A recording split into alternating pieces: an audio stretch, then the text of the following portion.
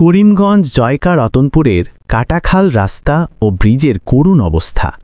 বিসমিল্লাহির রহমানির রাহিম। আসসালামু আলাইকুম প্রিয় অডিয়েন্স। আজ আমরা এসেছি করিমগঞ্জ উপজেলার ঐতিহাসিক জয়কা রতনপুর এলাকার কাটাখাল রোডে। এই রাস্তা বহু বছর ধরে এলাকার মানুষের একমাত্র ভরসা। কিন্তু দুঃখজনক বিষয় হচ্ছে আজও এই রাস্তায় কোনো ব্রিজ নির্মাণ হয়নি। খালের পানি একটু বাড়লেই মানুষজন পার হতে পারে না, বাচ্চারা স্কুলে যেতে পারে না, রোগী নিয়ে যেতে হয় কাঁধে করে।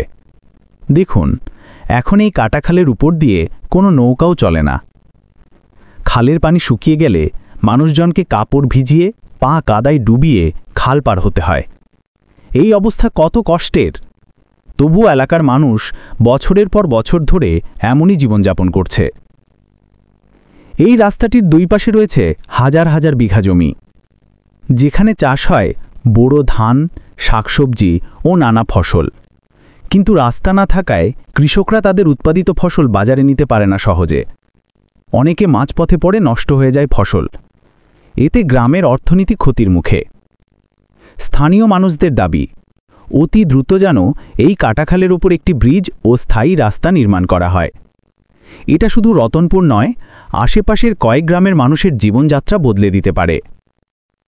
প্রিয় দর্শকবৃন্দ, এই ভিডিওটি শেয়ার করুন যেন প্রশাসনের দৃষ্টি আকর্ষণ হয় এবং কাটাখাল ব্রিজ বাস্তবে রূপ পায়, ইনশাআল্লাহ। ধন্যবাদ সবাইকে। আমি সোহেল রানা স্যানিটারি। দেখা হবে পরের ভিডিওতে, ইনশাআল্লাহ।